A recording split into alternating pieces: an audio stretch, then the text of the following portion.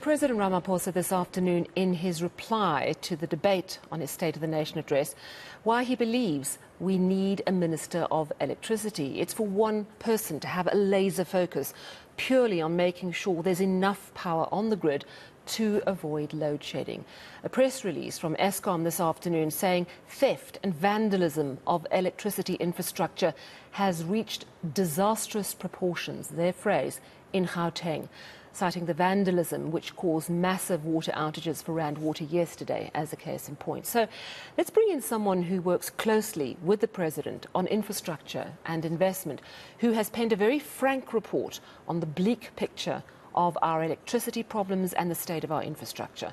I'm joined now by Dr. Kgosientso Ramokgopa, Head of Investment and Infrastructure in the Presidency. Dr. Ramokgopa, thank you so much for joining us. Your report is titled Infrastructure Emergency, an Urgent and Collaborative Intervention. And you write in part that the situation is, and I quote, drastically deteriorating on a daily basis. Eskom this afternoon saying that the levels of theft and vandalism in Gauteng in particular have reached disastrous proportions. What is your response to Eskom's frankly desperate call?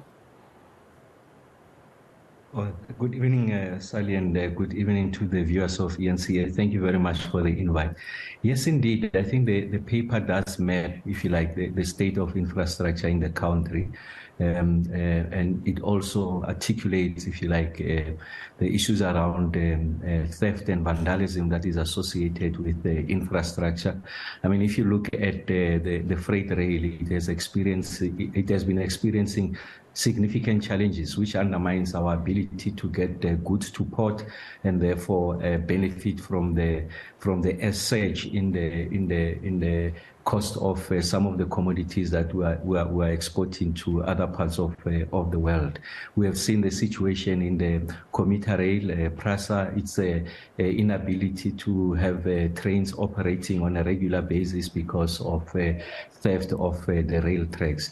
And we are also seeing that some of the traffic lights in major metropolitan centers are also victims to vandalism. So the point we are making there is that there is a multi-pronged approach that is required. First is that we need to restore critical infrastructure. And in critical, we're referring largely to the following areas: water infrastructure, and we're talking about wastewater treatment, water treatment plants, so that you get clean potable water when you open your tap. We're able to process and treat the wastewater before we release it to the streams. We avoid the contamination. I'm sure you have seen the beaches in KwaZulu-Natal and also Cape Town that undermine the hospitality industry, reduces, if you like, the tourism numbers coming into the country. Yeah. So that's an area. Water is a area of special focus. Then there's issues around the road infrastructure. In the main, I'm referring to provincial and municipal road. In that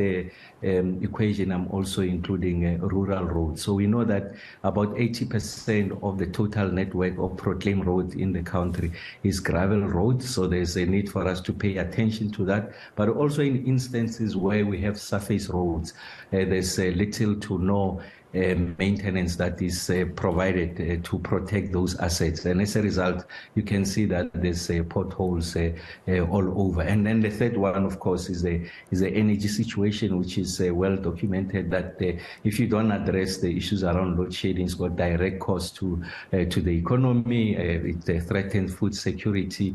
Of course, people are losing employment because small businesses have to close, and then it results in rising cost of living. So it's a totality, the basket of these interventions that are required to allow us to move forward in the most significant fashion. But we also accept that you are not in a position to do everything at the same time. So you need to prioritize. So there has to be a science on what is it that has to be done first. So we are all in agreement that we have to address load shedding because it's got direct impact on the lived experiences of our people. I mean, we just made reference to the inability of rainwater to to ensure that there's enough water in the reservoirs so that when you open the taps in the Gauteng area or the areas where they're servicing, people have access to clean potable water. And that is in large part because of the pumps can't pump enough water into the reservoirs for purposes of storage before we get to use it.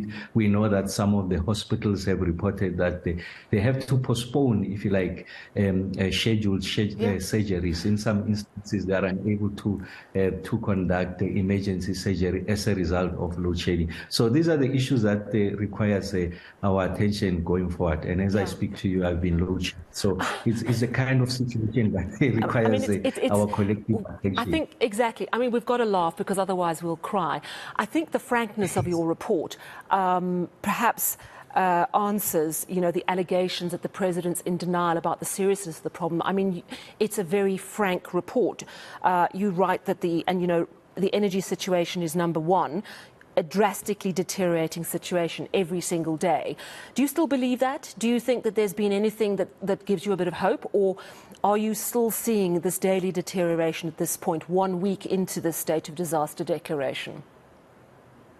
Well, I must state that there's a greater levels of appreciation in cabinet, of course, led by President Ramokgopa, that there has to be urgent steps. And I think that his attitude into the need to establish a ministry that is so on addressing the load shedding question, I think is just a reaffirmation of the seriousness that he attaches to the nature of the crisis that is confronting us.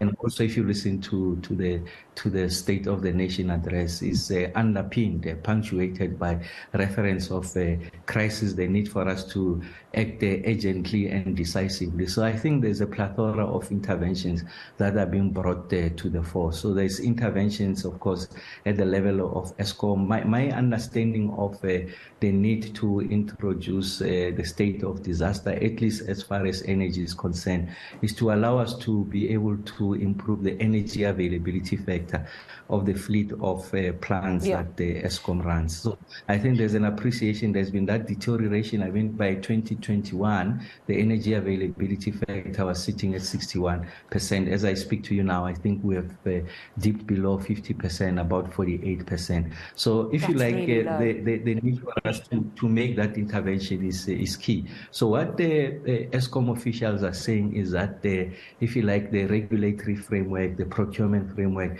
undermines the speed and agility with which they are able to procure much needed equipment. So without undermining transparency, competitiveness, and value for money, I think you need to allow them an ability to procure as quickly as possible, and hopefully in doing that, able to lift the energy availability factor amongst the many other interventions. Yeah, sorry to jump in. My understanding is that that's what the state of disaster is going to help. It's going to help speed up interventions. You've got a manual many qualifications. You've got a BSc in civil engineering, haven't you? Yes, sir. So if the president asks you, are you available to become the Minister of Electricity? No, I'm serving now as the head of investments and infrastructure, and I'm really focused on that. I mean, for us to alleviate and ameliorate the conditions of people in the flood-stricken areas of KZN and the Eastern Cape, they need to build roads to fix municipal water infrastructure. So that's what I'm focused at, and that's a determination that the president will make. I know it is. No, I know that. But if he asks you, if he asks you to sort of change lanes, would you do it? Well, he would have made his own determination, and if he sees fit that I could be that person, of course, I'm ready to serve the country. Has he asked you yet? I understand. No, I'm putting you on the spot. Has he asked you yet? No, not at all. We are not there. We're focusing fixed infrastructure, and that's what I'm focusing on. Would you be available for CEO of Eskom if asked? Well, I'm fixing the infrastructure, so that's Yes, that's no, my focus. I know that's what you're now. doing, but I'm obviously asking you about, the reason I'm asking that is because, from a political side, government is saying we need a political person to come in and pull all this together and focus. But a lot of calls are, we need an engineer who gets it. You are an engineer. You clearly get the challenges, hence me asking you all these pointed questions. But I can see you're not going to be drawn on that. I want to ask you about rooftop solar subsidies or incentives. We know that the finance minister next week is going to be giving us details on that. For you, how crucial is this aspect of the plan? How crucial, it's like a small little bits of infrastructure that every person who has the means might be able to contribute. How crucial is that as part of the electricity recovery plan, in your view? Well, if you look at individual households, they are small interventions. But when you aggregate them, it's a massive intervention. And that's the point we've been making. So if you look at the conversation around the energy in the country, is that the focus is on the generation side. So what is it that we can bring in the shortest possible space of time to augment, if you like, the capacity, the generation capacity that has been decimated over a period of time. So that's one part of the conversation. But there's another part of the conversation that has not been receiving attention. So if you look at households consumed up to 16.5% of total installed capacity, and at peak. So that's when we make coffee, tea, we prepare to go to work, the geysers are running.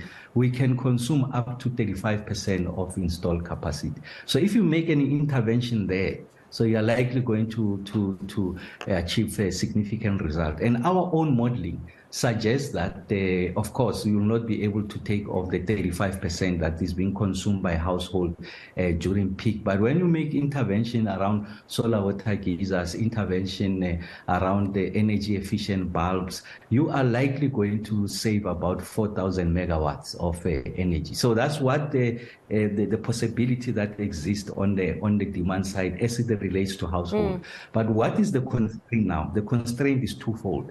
Even if tomorrow it gets to be announced that we are going to do roof solar intervention, and then there's money that is being made available from the fiscus, and there's collaboration with the financing institution, you are going to sit with two problems.